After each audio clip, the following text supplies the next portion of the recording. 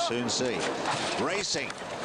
In the centre, Nathaniel began well. Away smartly to Fulgur down near the inside. Out very wide, Genius Beast in the early stages. And Fioranti is being stoked along early. And they're going wide. They're spreading here. And two of them have gone to the extreme outside. Fioranti and Midjar, they're looking for better ground here.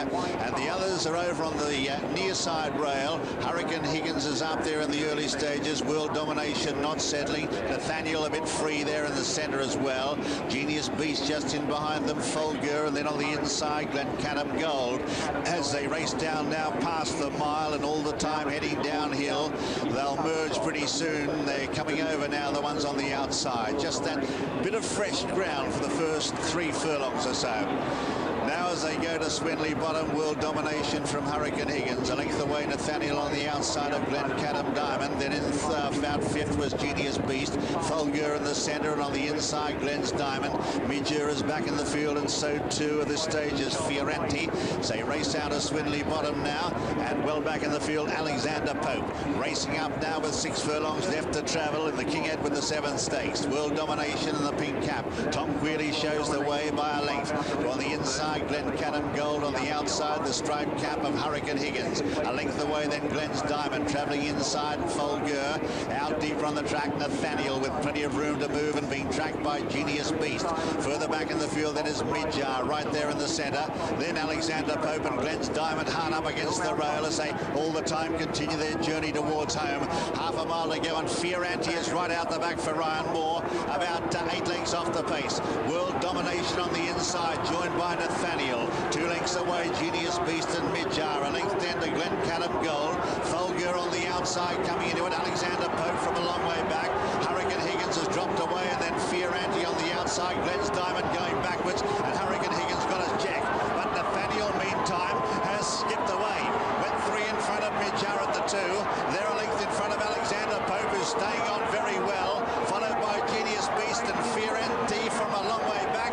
But Nathaniel has skipped away again. It's gone 3-4 lengths in front of the Edward VII. Inside the final furlong, it's Nathaniel nicely clear. Fioranti, the penny's dropped too late, running on well. But Nathaniel, the bird has flown, and he's home for all money. Nathaniel wins it by 5. In second, Fioranti, a big run. In third, then Aaron Fulgur, and then Genius Beast. And then 15 lengths to Glenn's Diamond, Hurricane Higgins, World Domination, and Glencanim Gold. They were strung out, but the 11-4 favourite, Nathaniel William Buick, has got the money. And he's really done it well. He's won it like a really classy 3-year-old. He relished the conditions, and he had a mile and 6 as well, which would help that horse. Obviously, he'd be a horse as well that possibly will go for the St. This St. Ledger is becoming a bit of a good race this year. But there you are, William. He's just making sure there. These whips, they're air cushioned whips, so it's never hurting the horse as much as you might think by when they hit the horse. But there he's looking at the big screen. Oh, now he says, I've gone and won too far. But it doesn't really matter in a group race. Ryan Moore, who was on the runner-up Fioranti, that's Ryan's 5th second-place spot of the week. But for Ryan Moore, it's his, for William Buick, rather, it's his first winner of the... Away, 18-year-old Joseph O'Brien. Heavy responsibility on very young shoulders. That's it. They're ready. They're racing. And Nathaniel began well on the outside. Debussy has begun okay, but he's put the brakes on immediately. Ahmed Ejtebi. He's slowed them in the early stages, and just in behind them on the inside, caught in the centre there is St Nicholas Abbey. Workforce on his outside, and Rewilding is settled at the rear. Well, this is not what we expected. We expected him to set an even good pace, Debussy, but he's going a crawl. He's on the outside here, and he's pulling hard. He's pulling Ejtebi almost out of the saddle, and Nathaniel, William Buick, is forced to take it up. So it's Nathaniel, the early leader, from Debussy up on the outside. And then tucked away behind them, locked in third position on the rail is St Nicholas Abbey, Joseph O'Brien. On his outside is Workforce, with Ryan Moore sitting there on an even rein. He probably wanted him to go half a stride faster though.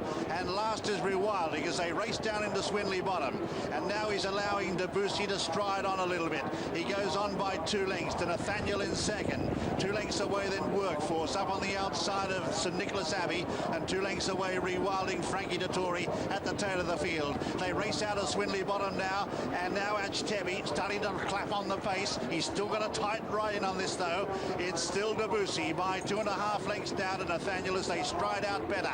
Then 2 lengths further back is St Nicholas Abbey on the inside of Workforce, and I'd say Ryan Moore is sitting pretty here, and tracking him is Frankie Dettori, still on Rewilding, as all the time they're climbing up towards home. 5 furlongs to travel in the King George. Out in front is Debussy by 2 lengths. To in second then Nathaniel. 2 away then St Nicholas Abbey, tucked away on the inside of Workforce, and now Frankie Dettori easing to the outside on Rewilding, 6 lengths off the pace. They race towards the entrance of the home straight. 3 furlongs left to travel in the King George. Still Debussy in front. Now Nathaniel the first to strike. Workforce striding up now for Ryan Moore. In behind them is Rewilding, and now St Nicholas Abbey has been shuffled right back towards the rear into the home straight. Nathaniel strikes for home now. From now Frankie Dettori's gone. Rewilding's down. Rewilding is down, and Frankie Dettori on the floor. They race up with a furlong to go.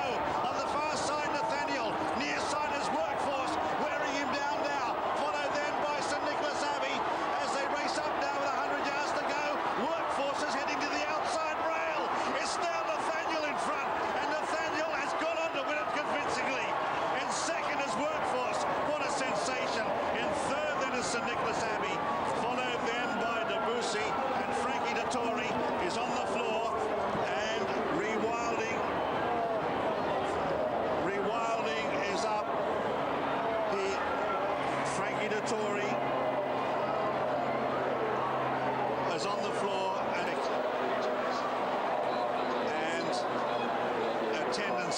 the attendants are racing over to grab hold of Rewilding. He has come up this home straight, but there is Nathaniel, the winner, William Buick, of one of the most dramatic King Georges you will see for some time. Frankie Dettori up on his feet, I'm pleased to say, and being helped over by the first aid men. Watch an awful lot of racing and are involved in horses all our lives. This is really, really hard and almost impossible to take and to react to. It's a tragic story for Rewilding, a very good horse. The race didn't go as we thought. I'm finding it hard here. Workforce would have won if he kept straight, that's for sure. But the three-year-olds are 19 times to older horses winning this race 21 times. In the last 40 years, that's right. Yes. He's everything. He sets the standard. He's an ARC winner, a Derby winner. He's a phenomenal horse, you know. And your horse now, John, has the world at his feet, it would seem, and Workforce, of course, he was an ARC horse, as you mentioned. Is your horse an ARC horse? Well, with a bit of luck, we'll all meet there. Unfortunately, we have to supplement again, because we'd only broken our maiden when all these... we hadn't even broken our maiden when they shut the ARC, actually, so hadn't been won a race, so we'll have to supplement again. But it'll be wonderful if we can meet again in Paris in October. That's it. They're in the gate for the Coral Eclipse. And they're off for the 2012 running of the Coral Eclipse. It was quite a level break, and Nathaniel broke very alertly, and now sent on to the inside is City Style. So it's now City Style who goes on for Ahmed Ajtebi, to Nathaniel racing in second. The grey Crackerjack King is in third. To the inside rail, Cityscape is racing in fourth. On his outside, Monterosso is in fifth. Just a length away is Bonfire, the 3-year-old, who's taking a keen hold. Only got one behind him, that is Shri Putra, as they race inside the final 7.5 furlongs, and City Style is out in front by a steady length to Nathaniel racing in second. Towards the outside now, getting closer, is Monterosso in third. Crackerjack King has shuffled back to fourth. Towards the inside, Cityscape is in fifth. Still taking a keen hold is Bonfire. Moving on his outside now is Fahar with the weight cap. Towards the inside twice over, and at the back of the field is Shri Putra as they reach halfway in the 2012 running of the Coral Eclipse. And making the turn, it is still City Style out in front to Nathaniel racing in second. He's only a neck away from the lead.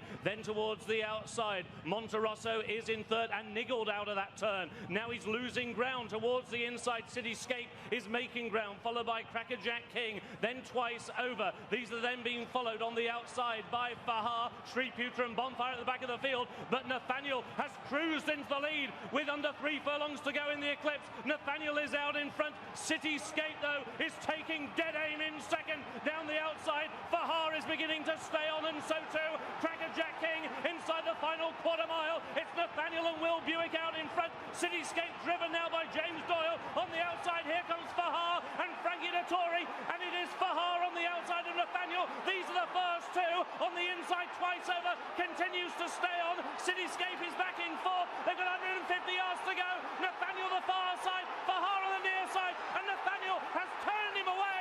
Nathaniel wins the Eclipse.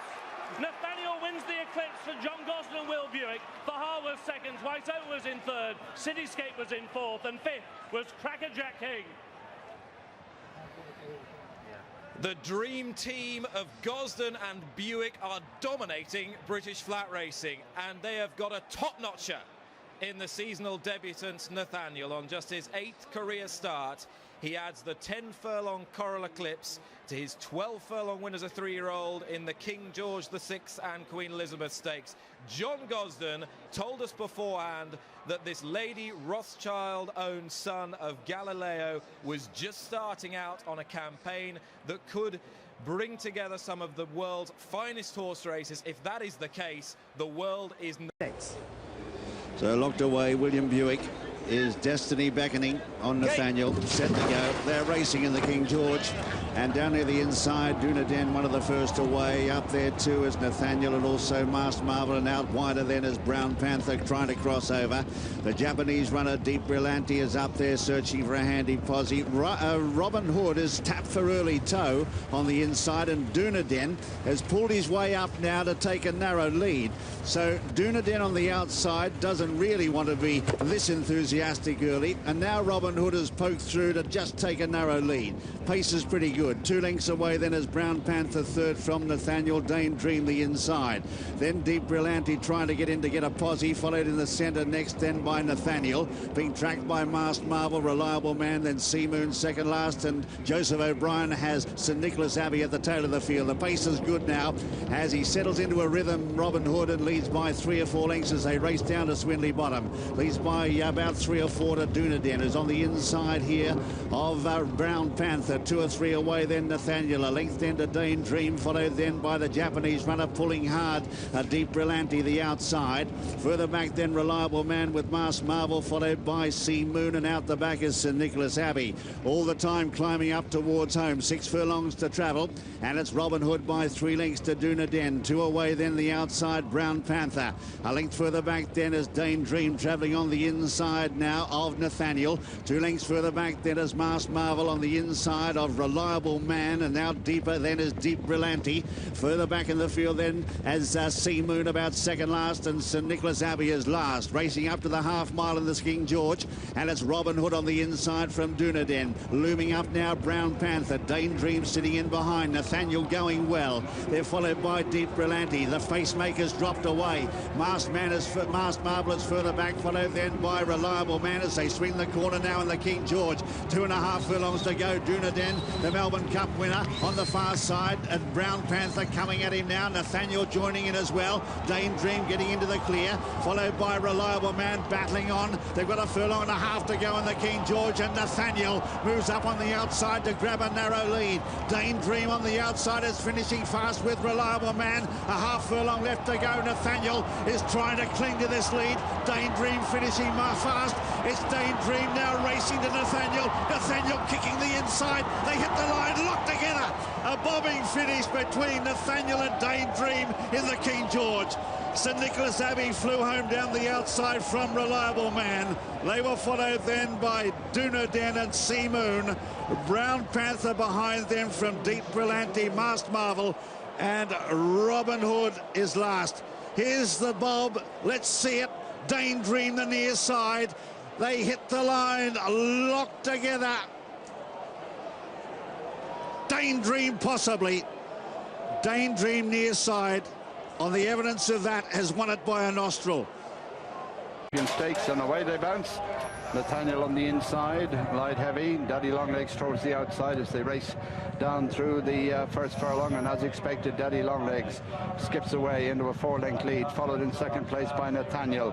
3-length gap then to light heavy, and behind light heavy comes Snow Fairy. They're followed by St. Nicholas Abbey, and the back marker, and there's over 15 lengths covering first to last at this stage, is Born to See as they head down towards the 7 furlong marker, and Daddy Longlegs going a real good lick in front by almost 10 lengths to Nathaniel, half a length light heavy. Then there's almost 5 to Snow Fairy, 2.5 lengths back to St. Nicholas Abbey, and behind St. Nicholas Abbey in last place is Born to See as they pass the 6. Daddy Longlegs, Shamley Heffernan, who's won the last 2 runnings of this race. He's 8 lengths clear, followed by Nathaniel. On the inside is light heavy, 6-7 length break then to Snow Fairy, followed by St. Nicholas Abbey, and Born to See brings up the rear as they near the end of the back straight and make the turn with over half a mile to go. Daddy Longlegs leads by about 7 lengths to Nathaniel in second. On the inside, light heavy, 4 lengths away Snow Fairy, tracked by St. Nicholas Abbey, and finally Born to See as they leave the back straight behind them and head towards the 3 pole. It's Daddy Longlegs out in front by 5. Nathaniel leads the chase in second. Light heavy, Snow Fairy is next. Then So You Think, and finally Born to See, still 10 lengths covering the field as they race to the home turn. And it's Daddy Longlegs, the leader, 3 in front. Nathaniel being asked to close. A gap to light heavy, Snow Fairy, St. Nicholas Abbey, and Born to See. They're in the straight. They've 2 furlongs to race, and Nathaniel sweeps up into the lead from Daddy Longlegs. Here comes the mare, Snow Fairy, St. Nicholas Abbey on her outside. They have a furlong and a half to go now. Nathaniel and Snow Fairy challenging. St. Nicholas Abbey's in 3rd place. Snow Fairy on the outside of Nathaniel. St. Nicholas Abbey, and it's Snow Fairy, runner-up a year ago. She's in front by almost a length from Nathaniel. St. Nicholas Abbey staying on, but Snow Fairy's going to win her 7th Group 1. Snow Fairy wins it. Nathaniel second. St. Nicholas Abbey third. 4th place for light heavy. Born to See, and Daddy Longlegs brings up the rear. So Snow Fairy, this tremendous mare, owned by Anna Moyne Limited, trained by Ed Dunlop, ridden by Frankie Dettori. It's his 5th win in this race, 15-8 second favourite, and she has gone one better than last year and delivered a 7th Group 1 success. Great rides, 3 great jockeys, and a great result. She's a hell of a mare, Snow Fairy, and a big boost to Ed Dunlop for bringing her back here to win this race after having a serious injury. Full marks to John Warwick for the treatment on her to get her back, because a tear in a tendon in November, to get her back to win 2 Grade 1s 8 months later, in my experience, defies logic. I have never seen a horse with a 45% tear get back on fast ground to win 2 Grade 1s. There might have been a handy little race, 3 parts ready, but this was a great performance. She's an absolute star, isn't she? She's an absolute. There's something very, very special when you see a filly like this, or a mare. 10 furlongs, they're often racing. Frankel slow away, has dwelt and just required pushing into the bridle for the early stages, and as such, he's lost the Bullet Train at the front, who's having a look round Ian Mongan to see where Frankel is, and now Tom Queally faces a dilemma. Having slept in the stalls, how close does he move? At this early stage, Sirissa Zegler goes forward. Bullet Train clearly being restrained in an attempt to try and get Frankel on his back. His rider looking round persistently. Nathaniel is in 3rd place with Master of Hounds. A little bit of early drama with Frankel in 5th place, Sleeping coming out of the stalls, and Pastorius is last of the 6. So Sirissa Zegler with Nathaniel now pushing on into 2nd place. Bullet Train trying to get in front of Frankel in 3rd and 4th place, but unable to slipstream him. He's following Nathaniel instead. In 5th place is Master of Hounds, and Pastorius is last of the 6. So Sirissa Zegler up the side of the course leads. Bullet Train just trying to make himself a nuisance up the inside once more and trying to move to the rails. In 3rd place is Nathaniel. Frankel keeping his powder dry, riding rather than chasing the pace, which has been picked up by Bullet Train, eyeballing Sirissa Zegler as they make their way up inside the final 5. Nathaniel in 3rd, Frankel in 4th, then Master of Hounds, and at the rear of the field is Pastorius. So out in front, Bullet Train leading and pressing on by a length or so now with half a mile to travel. From in 2nd place, Sirissa Zegler. Nathaniel Nathaniel is in third place. Frankel is in fourth with the pink cap and trying to move forward now into a challenging position. Master of Hounds and Pastorius as they move through with 3 furlongs to travel. Cirrus de Ziegler corners in front from Nathaniel. Frankel pulls towards the outside. The pink cap, Tom Queally, beginning to try and close down. Cirrus de Ziegler from Nathaniel. Frankel keeping closer, still being held together by Tom Queally. Cirrus de Ziegler, Frankel moves alongside. Queally's finger poised on the button for one final electric burst. Frankel bidding to settle it. Cirrus de Ziegler is making a fight of it on the far side. Frankel extends. Cirrus de Ziegler is a worthy adversary, but up towards the line. All comers, all grounds, all beaten. Frankel won the Champion Stakes and lives up to the title. Cirrus de Ziegler in second. Nathaniel is third. In fourth with Pastorius. Master of Hounds and last of all Bullet Train. Salute a racing great. The embodiment of equine perfection bows out on a perfect high. Frankel takes his 14th consecutive race, the KGⅥ Champion Stakes. Cirrus de Ziegler, one of the best horses in the world and one of the very best on soft ground, has asked him a little more than other adversaries have done, but Tom Queally, who knows and loves this beautiful horse so well, has ridden him with the coolness, the assurance, the confidence that he always has. And those who assert that Frankel might have been really tested today need only look at the time it's taken Queally to pull him up to know